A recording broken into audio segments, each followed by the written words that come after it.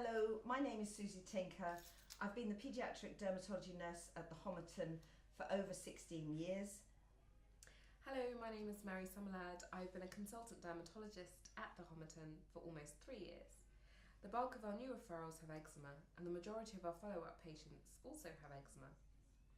This video is part of a series of videos on the management of eczema in the community. This particular video is about topical steroids. Please also watch the videos emollients, bathing, and flares and triggers in order to get a complete overview of the management of eczema. Topical steroids have been used as eczema treatment for over 50 years. Topical steroids are used in the short term for flares of eczema. They are usually applied once or twice per day on the eczematous areas of skin. They are not used more than twice daily. The usual advice we will give is to apply the steroid on the eczematous areas of skin until the skin is no longer rough and itchy.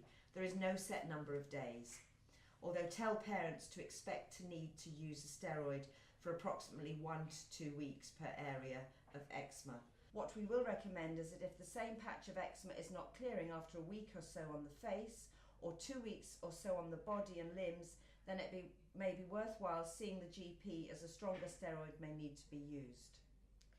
Steroids come in 4 strengths: mild, moderate, potent, and super potent. We refer to this as the steroid ladder. Mild steroids are used on the eyelids, moderate steroids are used on the face and on the body in younger children or those with mild eczema. Potent steroids are used on the body and limbs, never on the face. We do not advocate the use of super potent steroids in children. Steroids come as ointments, creams, gels and solutions. Ointments are always preferred as they stay on the skin longer and are less likely to irritate. Gel and solution steroids are good for the scalp or hair-bearing areas in older children. Cream steroids are easier to apply in the genital area. These are some of the examples of the different steroids. So here we've got an example of our topical steroid ladder. So starting at the weakest strength, we would call hydrocortisone a mildly potent steroid. Next, we would call something like clobetasone butyrate a moderately potent steroid.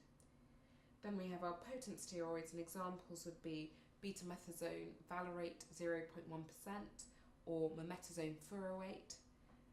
And then the strongest steroid of all is the clobetasone propionate, which we don't actually recommend use in children because it's very strong. So something like hydrocortisone ointment, we would use this on the eyelids of even babies. So often parents are worried about, can I put a steroid on a 3-week-old? The answer is yes, if they have eczema. We would use something like the clobetasone on the face, forehead, cheeks, chin of a child. Or if a child had very mild eczema, we would recommend using this on the body as well, body and limbs.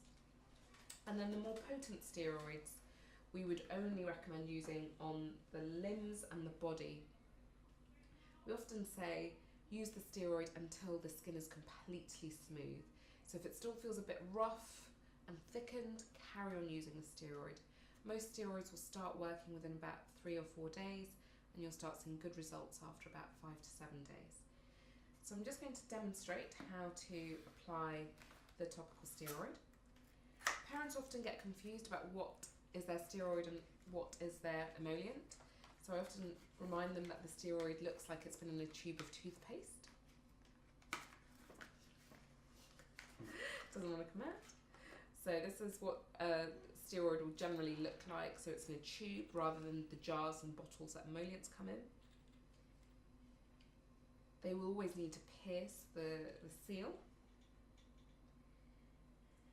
We used to always talk about fingertip units, but that can be a bit confusing for some parents.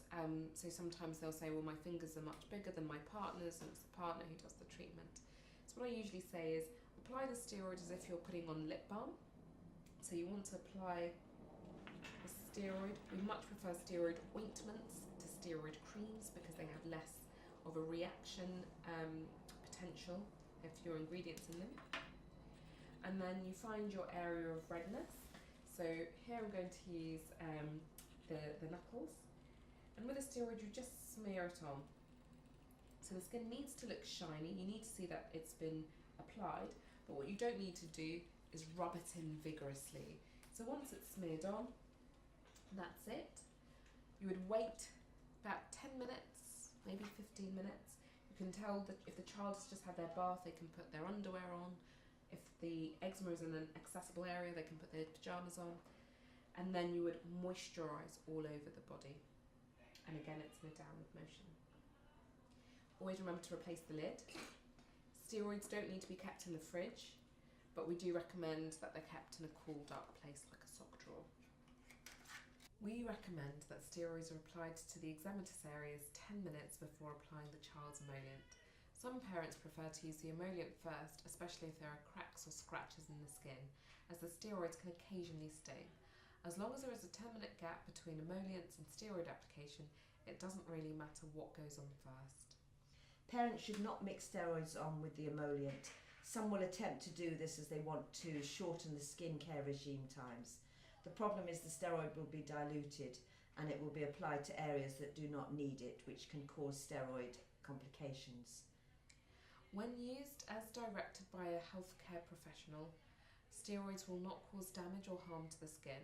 In fact, we usually see the complications of undertreated eczema, such as scratched skin, skin infection, disturbed sleep and behavioural problems, rather than complications from steroid use. Many parents are unnecessarily worried about topical steroids. It is worth exploring their concerns and reassuring them. Remind parents that topical steroids do not cause muscle gain or weight gain and do not damage the skin when used appropriately. When it comes to steroids, the crucial thing to remind parents that when the eczema returns, which it almost always will, they must restart their topical steroids.